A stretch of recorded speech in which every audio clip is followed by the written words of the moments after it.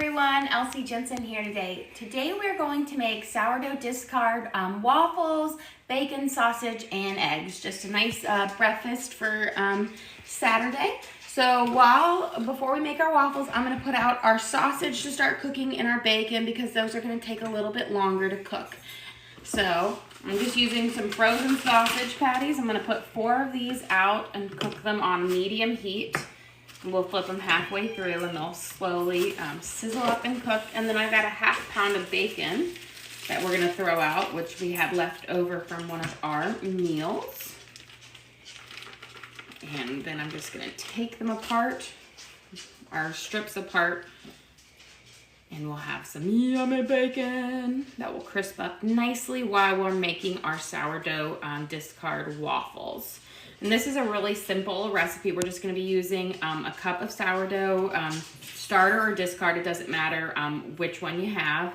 The difference between discard and starter is the starter has been fed within the last 6 hours. So mine's discard because I haven't fed it since yesterday. And there's a big one. I always like to pull all of my bacon apart and kind of spread it out. That way all the bacon grease will come out naturally at the same time. Give my hands a quick wash. And then we're gonna start on our waffle mix. We're gonna start by mixing the wet ingredients together and then we'll add in the dry. So we're gonna be using half a stick of melted butter, so 1/4 cup of melted butter. So that's 4 tablespoons. Then we're going to use 1 cup of sourdough discard. So I'm going to give mine a good stir. I always like to make sure I stir it because sometimes you have the fermentation puts a little liquid on the top. And then we're going to use 1 cup of sourdough discard. So I'm using my glass measuring and it's easy to see when you pour. And put this in here. So we have 1 cup of sourdough discard. Set that out of the way so we don't knock it. And then we're going to use 2 cups of whole milk. You can use any milk that you like. We just always have whole milk around the house because we've got some little ones. There we go. And then 2 cups. And then we're going to mix it all together. Then we'll mix in our eggs. And this one we're going to be using 2 eggs today. We need 2 cups of milk. You want to mix all of your wet ingredients together before you add in your dry ingredients. I'm going to pop this out of the way. And 2 eggs.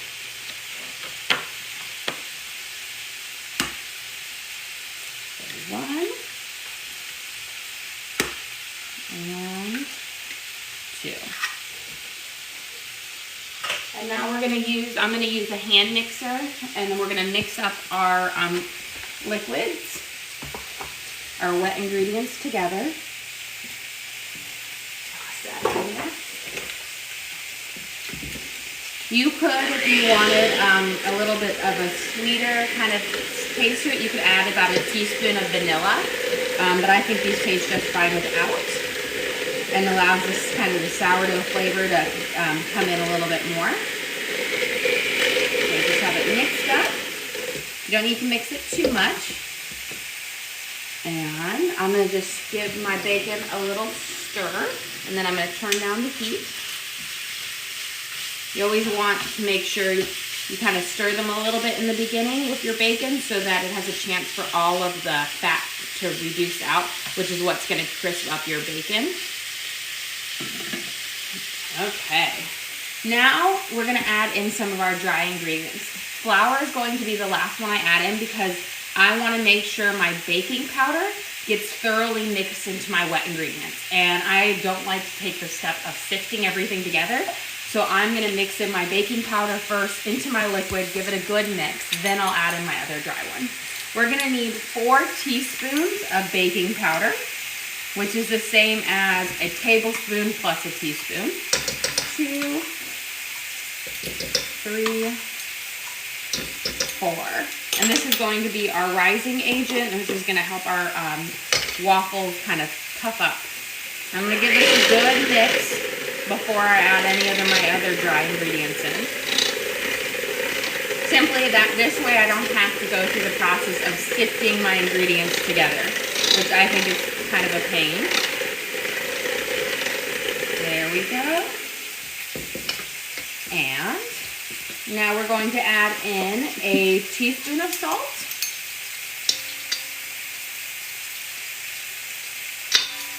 And about 1/4 cup of sugar.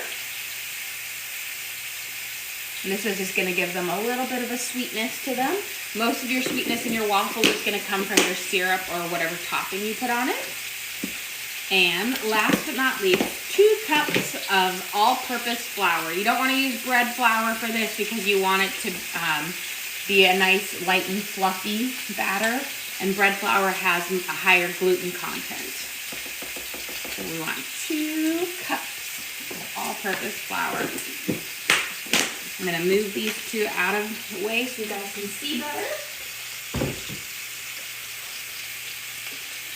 And we're going to give this a nice mix. And we're going to mix it until it's just mixed. You don't want to over mix your batter because you want it to be just a little bit thicker. Now there are some waffles where you whip the egg whites up and then you fold them in.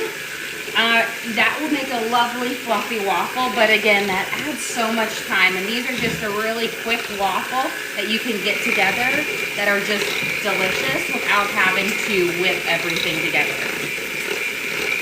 Nice mix around. Good. Okay.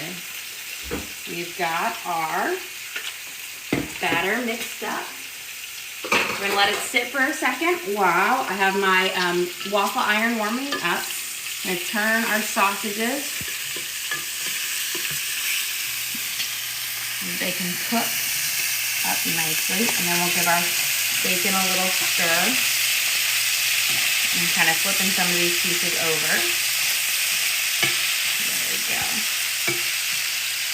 Now so I have this big old honkin' waffle maker, which if you've ever stayed in a hotel, they have these, it's a dual side. I'll show you while it's still preheating, but it's kind of a dual sided. You have it on here and then you put it in and you flip it over and you have the other one. So you can make 2 giant waffles at a time.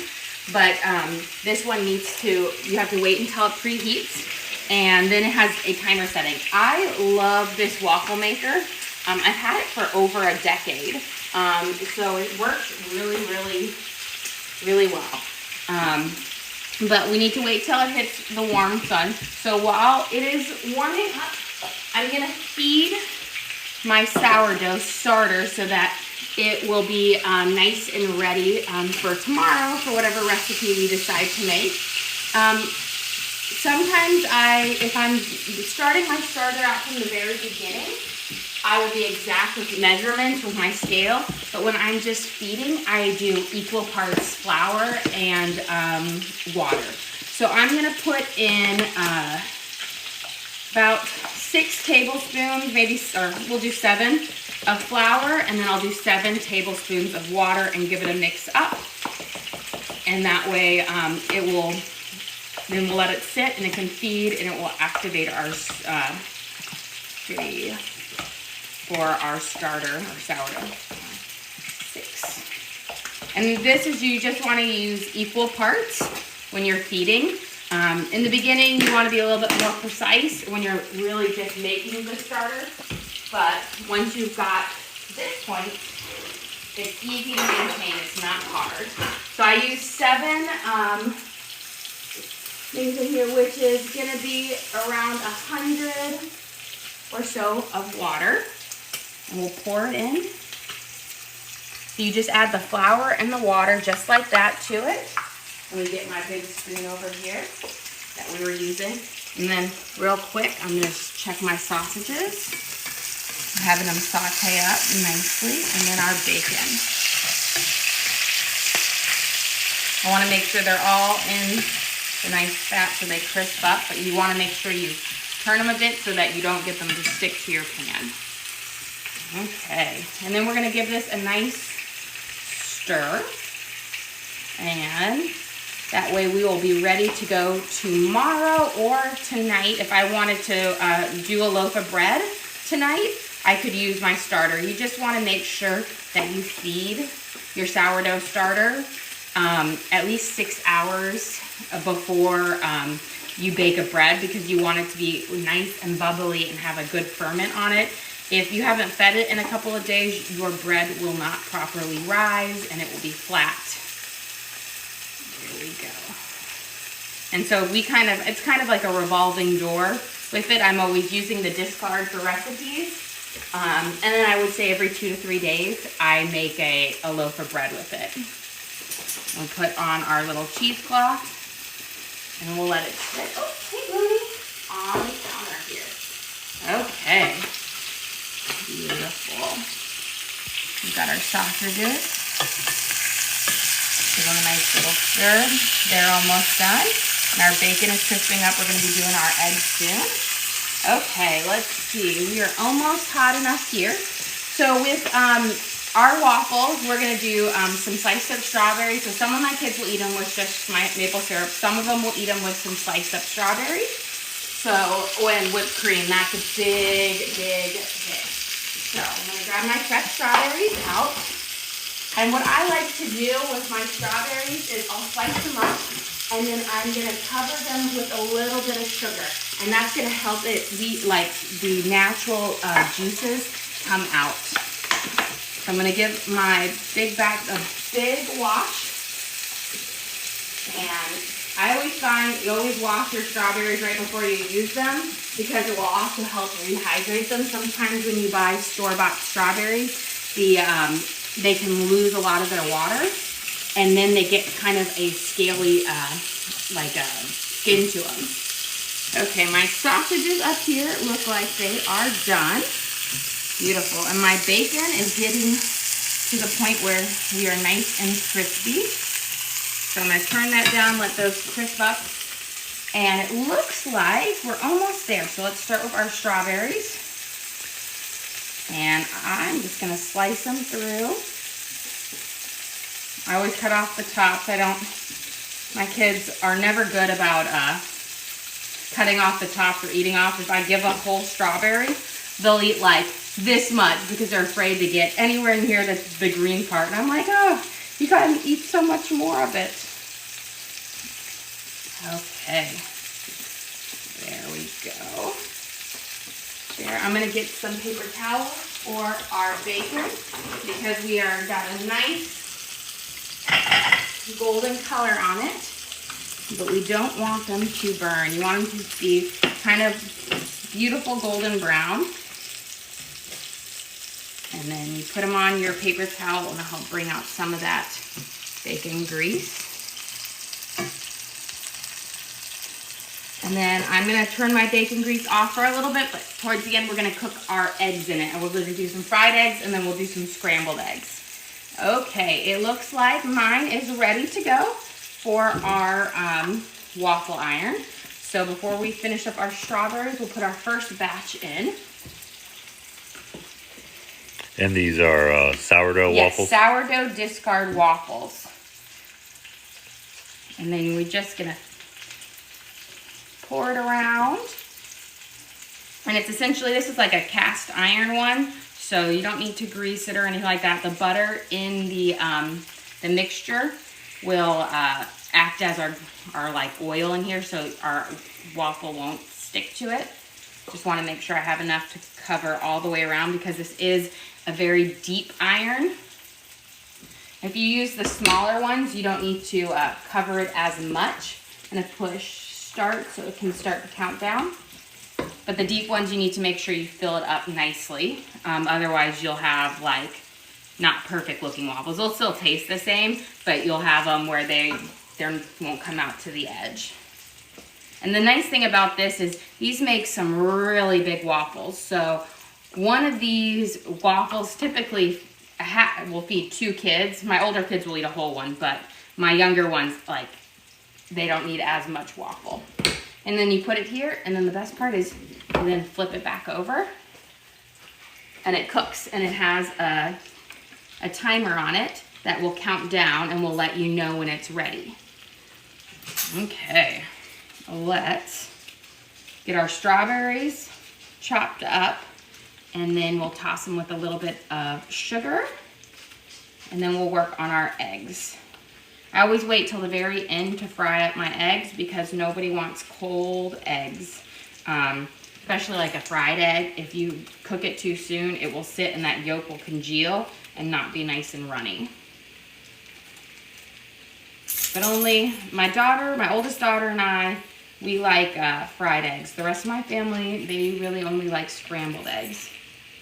Here, if you look at our waffle iron, you see the steam coming out. That's just the steam in the liquid. It's cooking out. And typically, you know when your waffles are done if you no longer see the steam.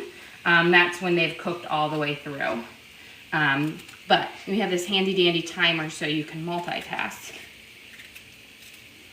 But I will say, I love this waffle iron. I used to just get one of those like cheap ones from the store.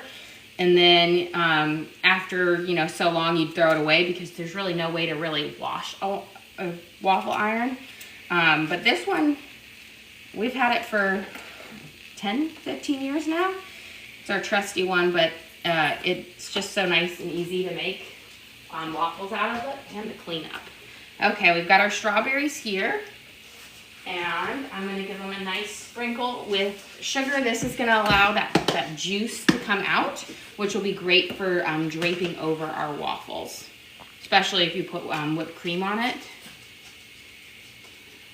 I'm going to put about a little bit more than when we would eat them if we ate them fresh, because I do want them to have a little bit of that strawberry juice. So about 1/4 of a cup of sugar.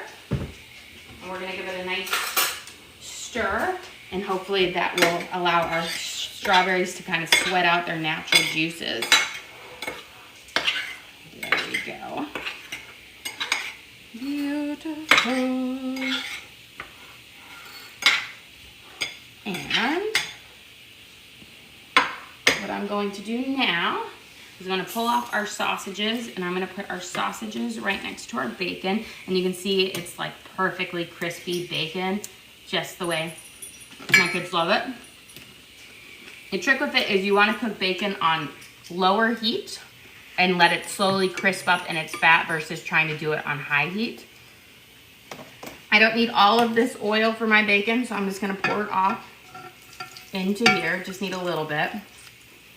And then what I like to do before, I like to cook mine in bacon grease, but I don't want my little burnt things in here, so I just kind of pull them out with a paper towel, and that way I won't have any little burnt bacon bits in it. Here it's starting, so we should be about ready. Look at that, perfect. I'm gonna get a plate to pop these off on. All you need to do to pop them off is to get a fork, and then they pull up beautifully, just like this. And you've got those big restaurant style waffles. And then I'm gonna fill this one up before I flip and get the next one out. So super easy, and the timer is great because you don't really have to worry about whether you're gonna burn them or not. Just make sure you fill it up all the way around the edges. And then we just do it. And we can take off this guy. Beautiful. 2 big ones there.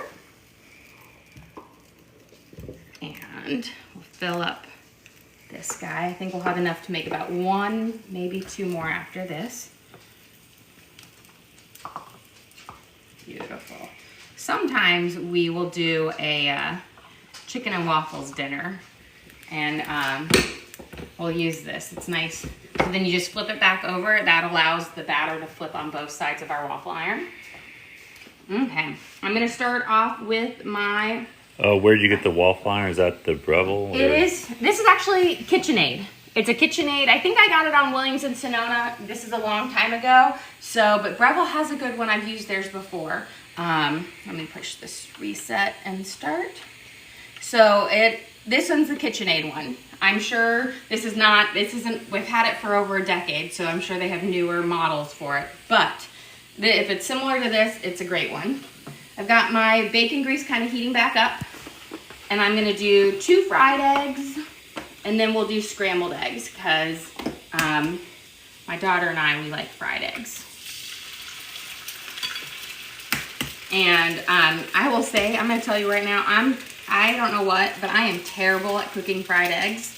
I have such a hard time flipping them. I do sunny side, or like eggs over easy, where I flip them and cook them on both sides.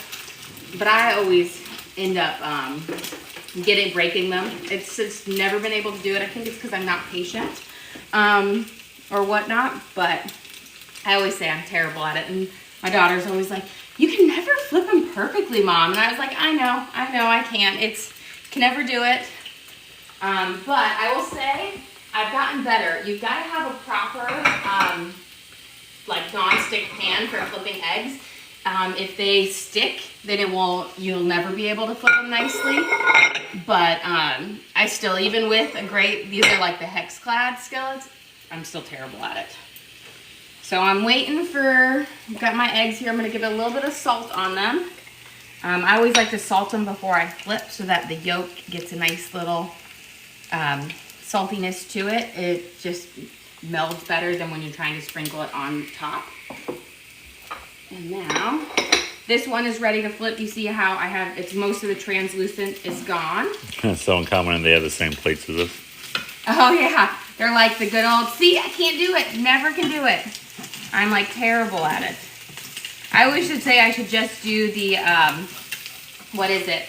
You put the lid on it and you let them cook on that way without going over easy, but I prefer an over easy. I told you I'm terrible.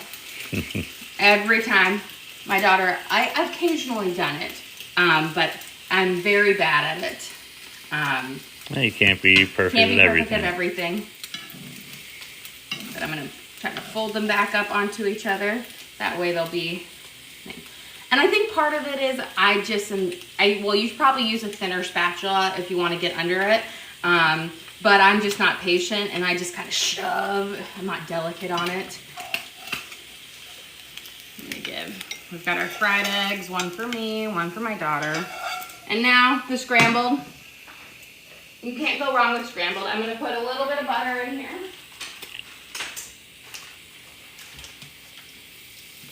And then we'll do scrambled. I can do scrambled eggs. They're not hard. I do not take the time. Yeah, some people said add a little water and put the lid on without flipping. Yeah, I know. I've done that People before. say use a griddle. You have more room. It's like, yeah. Oh, but I mean, at the end of the day, it's an egg. It tastes, yeah, that's what I was saying. I'm like, it tastes the same. I like over easy because I like them to get a nice fry on both sides. But yes, if I wanted to, I've done it before where you put it on, but I just don't feel like it has as good. I like that little salty crust that you get on an over easy egg. I never pre-beat my scrambled eggs. I just whisk them in my pan. You can add a bit of milk if you want fluffier eggs, or if you want a richer, denser scrambled eggs, add an extra yolk. Okay, we've got our waffles over here. Beautiful. Pull these out. Perfect. And let's get this guy. Fill them up. Actually, just gonna have room for one more. So this recipe made 5 giant waffles, which will be more than enough to feed our family of 7. So you guys can half it if you want it for smaller, but it is simple. Beautiful. Excellent. Look at that big, fluffy. It's like a mountain of waffles. And then I'm going to scramble these guys over here, finish up. Also, the trick is if you don't want your eggs to stick to your pan, which mine are sticking, but you're supposed to start with a hot pan And then, like, not a super hot because you'll scald them, but if you have it on medium high and you've let your pan warm up nicely, the eggs aren't supposed to stick to it. And do you want to talk about the difference between the sourdough waffles and just your regular waffles? So the sourdough waffles, I think just a slightly better flavor to them, and they crisp up really, really nicely, and you don't have to do the traditional Belgian waffles is you beat your egg whites really fluffy and you fold them in. I feel like the fermentation from the sourdough helps your waffles bubble up so you get a fluffy waffle as well, but through more of a chemical process. That's why I let our batter sit for a few minutes before we put it in, because with most actual like waffle batters, the longer you let it sit, the fluffier it will be, because the baking soda or the baking powder has had a chance to activate.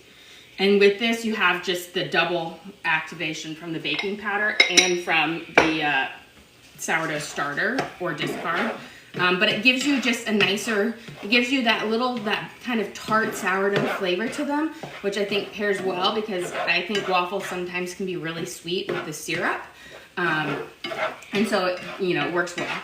You got a question, how do you start a sourdough starter? So I'm going to turn off my eggs here because they're just where we want them, just a little wet, not runny. So I have some videos on my page where you can look and watch how to do it. But the first day of starting a sourdough starter, it's going to take about a week. And you start with 150 grams of water and 150 grams of unbleached flour. You mix it in a jar, stir it up, then you put a cheesecloth over it. Where's my sourdough starter jar? Right here. I've got this one. I have a link on my page that has one in the store that you can buy them from. Oh, that's a full kit, actually. Yeah, it's a full sourdough kit. And so it has everything that you need to make the loaves and stuff like that. So that's in my storefront. But you start with 150 grams of flour, 150 grams of water. You mix it, you let it sit for one whole day. The very next day, you take out half of it. Actually, the first day, you don't take out half. You mix again 150 with 150. Stir it up. Then the third day, you discard half and then do 150 grams of flour, 150 grams of water. You essentially repeat that process for a whole week. And we're almost done here. And then it will be fermented. And that's why I like to use the discards to make things, because you are throwing out half of your mix every single day. Otherwise, you'll end up with a mountain of sourdough discard. Pull this guy out. But I have the videos on my page, also on the link on there for the full videos that show you how to start it. Let's prep up a plate real quick while it's nice and hot. So we've got I'm gonna do half of it because it's a big one. We've got our lovely waffles here. And let me just get some bacon on, a sausage, and then the way I like to do them, let me get my whipped cream out. You can make up a fresh whipped cream at home if you wanted, but I like to do a little bit of whipped cream across, and then you have our strawberries that have been soaking in their sugar. This is how I like to do my waffles. My kids like to literally fill up every square with syrup and butter, which you can totally do as well. Don't forget to like and subscribe. We try to do live videos every single day for you guys. You can look on the link on our page to YT. They have our downloaded videos as well. All the videos will have the recipes. I'll say them as we go. We're working on getting some cards and whatnot. But again, thank you guys for joining us. Don't forget to like and subscribe.